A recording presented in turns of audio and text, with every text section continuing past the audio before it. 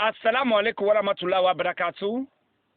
Bienvenue à tous sur ce numéro de l'émission La Voix des Écritures. Cet audio est le numéro 2 de la suite de l'émission consacrée aux derniers jours de Mohamed et de Jésus-Christ. Dans le numéro précédent, nous avons vu que Jésus a annoncé à plusieurs reprises à ses disciples ses souffrances, sa mort et sa résurrection. Nous avons aussi vu dans le numéro précédent que les disciples de Jésus ne comprenaient pas véritablement la signification de ses souffrances, de sa mort et de sa résurrection. Jésus savait que les disciples ne comprennent pas la signification de ses souffrances, de sa mort et de sa résurrection.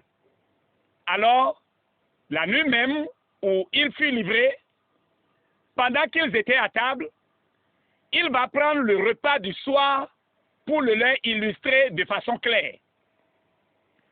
C'est ainsi qu'il prit du pain et après avoir rendu grâce, il le rompit et dit, « Ceci est mon corps livré pour vous. » Cette nuit-là, l'ordre suivi par Jésus, chaque mot et chaque geste était très significatif dans son explication. Premièrement, il a pris du pain et il a rendu grâce. Cela veut dire qu'il est le pain de vie qui est descendu du ciel.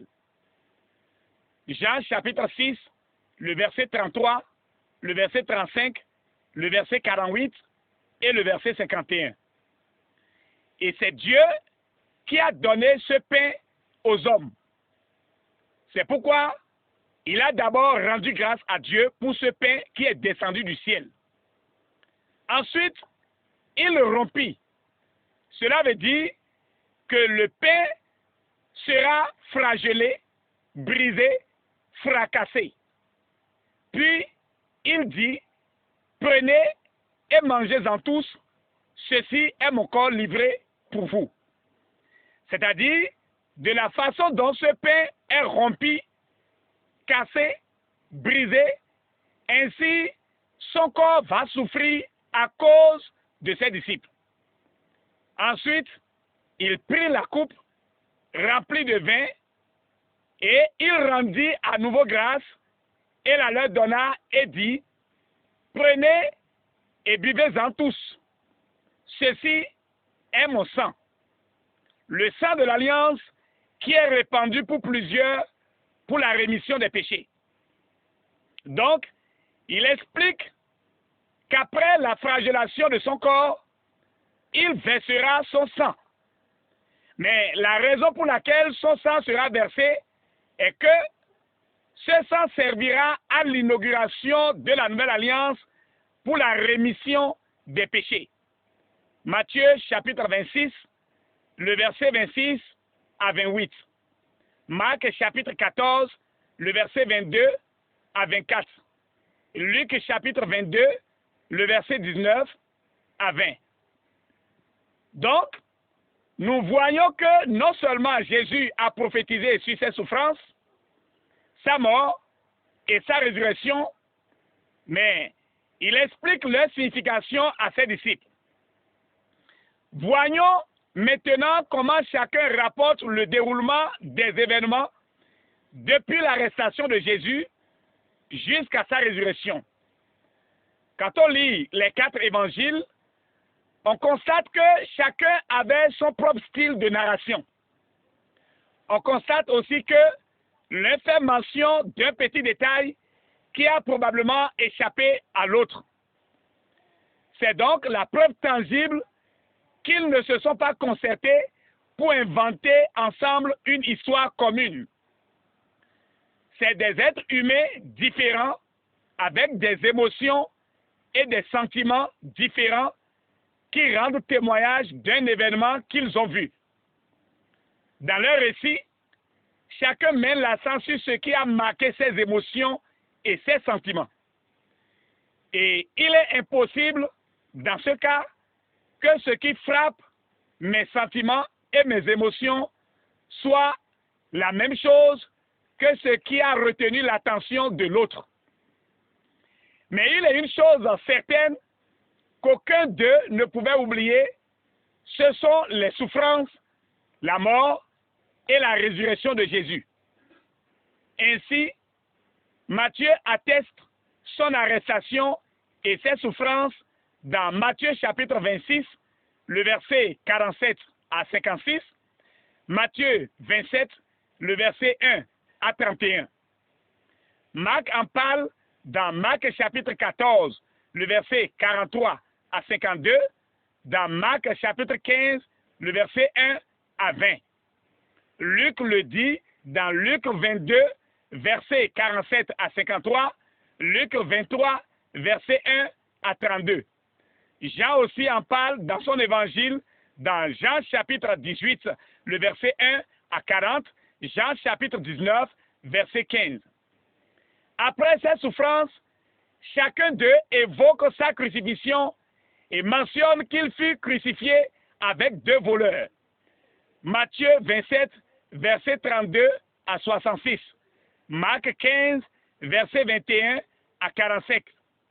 Luc 23, verset 33 à 56. Jean 19, verset 16 à 42. Après sa crucifixion et sa mort, tous confirment sa résurrection avec la précision que cela a eu lieu le premier jour de la semaine, c'est-à-dire le dimanche, et annoncé aux femmes par un ange. Matthieu chapitre 28, Marc 14, Luc 24, Jean chapitre 20. Donc, Simon Alfredo Caraballo mit en bloc tous ces versets et manipule ces lecteurs ignorants qui ne savent rien sur la Bible. Dans Apocalypse chapitre 1, le verset 18, Jésus dit à Jean, « Je suis le premier et le dernier et le vivant. J'étais mort et voici, je suis vivant au siècle des siècles. Je tiens les clés de la mort et du séjour des morts. » Et dans Apocalypse chapitre 5, verset 9, il est écrit, et il chantait un cantique nouveau en disant, « Qui est dit de prendre le livre et d'en ouvrir les sceaux, car tu as été immolé et tu as racheté pour Dieu par ton sang des hommes de toute tribu, de toute langue, de tout peuple et de toute nation. » Et tout ceci est écrit dans le Nouveau Testament. Mais Simon Alfredo Caraballo dit qu'il n'est absolument pas établi dans le Nouveau Testament que le Messie soit venu mourir volontairement pour les péchés. Aucun homme sérieux ne peut faire cette affirmation s'il a lu une fois le Nouveau Testament. Non seulement Jésus a prophétisé touchant ses souffrances, sa mort et sa résurrection, mais il a aussi dit que les prophètes l'ont annoncé avant lui. Dans Luc chapitre 18, le verset 31 à 33, on lit, Jésus prit les 12 auprès de lui et leur dit, « Voici, nous montons à Jérusalem, et tout ce qui a été écrit par les prophètes au sujet du Fils de l'homme s'accomplira.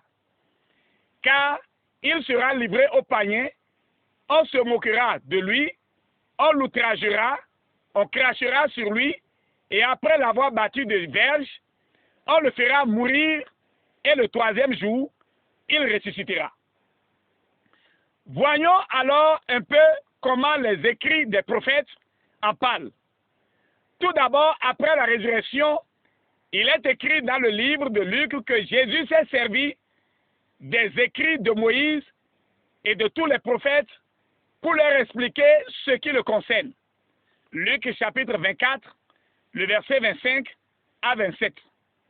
Quand on consulte les 5 livres de Moïse, dans Genèse chapitre 3, le verset 15, après la ruse du serpent ancien, c'est-à-dire du Satan, qui a trompé toute l'humanité, Dieu dit au serpent, je mettrai une inimitié entre toi et la femme, entre ta postérité et sa postérité. Celle-ci t'écrasera la tête et tu lui briseras le talon. Donc, c'était même la première parole prophétique de la Bible après le péché. Dieu dit, c'est la postérité de la femme qui écrasera la tête du serpent.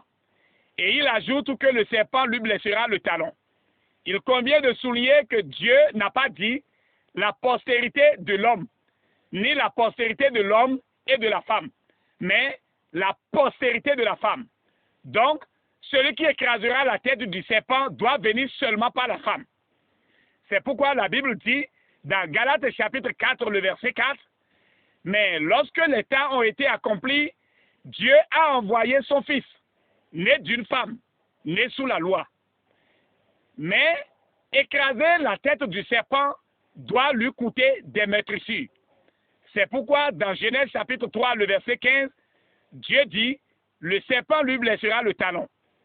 Hébreux 2, verset 14, nous montre l'accomplissement de cette prophétie et dit, ainsi donc, puisque les enfants participent au sang et à la chair, il y a également participé lui-même, afin que par la mort, il anéantit celui qui a la puissance de la mort, c'est-à-dire le diable. Donc,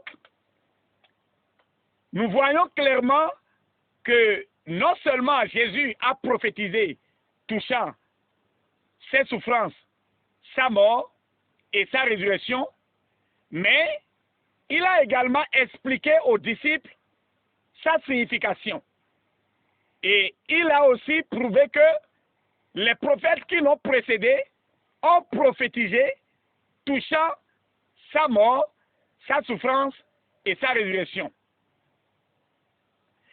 Mais Simon Alfredo Caraballo, qui est l'auteur du livre « Mon grand amour pour Jésus m'a conduit à l'islam », met en bloc tous ces versets. Et comme il sait que les musulmans ne lisent pas la Bible,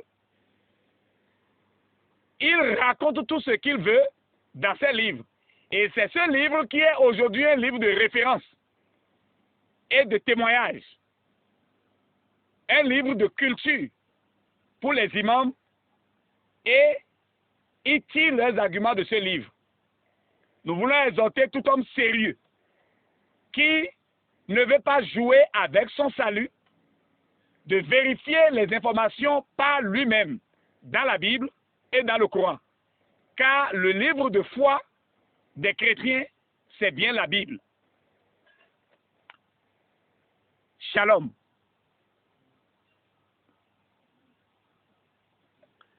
Nos contacts restent les mêmes. Plus 229 67 28 54 27.